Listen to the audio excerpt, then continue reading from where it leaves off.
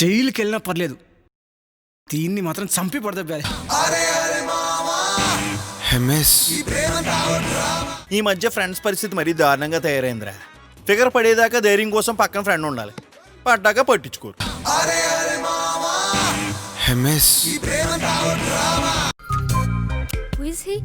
మంచి పసక్లా ఉన్నాడు.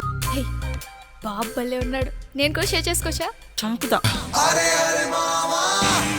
I love you so much Shiva, for ever ever and ever.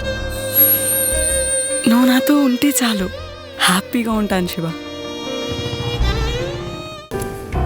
ఆ video బయటకు వస్తే నా లైఫ్ పరిస్థితి ఏంటి?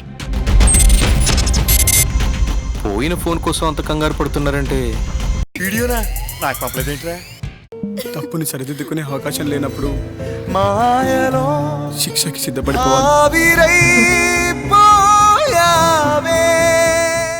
I'm not a English tutor. నువ్వు నాతో సరిగ్గా మాట్లాడలేదని అందుకే పోర్టబిలిటీ పెట్టుకొని నెట్వర్క్ మారిపోతున్నా అని చెప్తా. కస్టమర్ కేర్ అమ్మాయిని బెదిరించి మరి ఇంగ్లీష్ నేర్పించని అడుగుతాను. నువ్వు గ్రేట్రా. హ్యాపీగానే ఉన్నాం వచ్చేసి.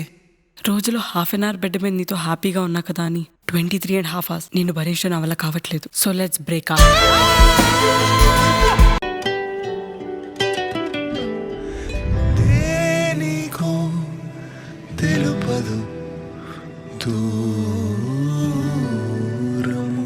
నాకెందుకు నువ్వే ఆ వీడియో దాచేసి నన్ను బ్లాక్మెయిల్ చేయడానికి ట్రై చేస్తున్నావు అనిపిస్తుంది.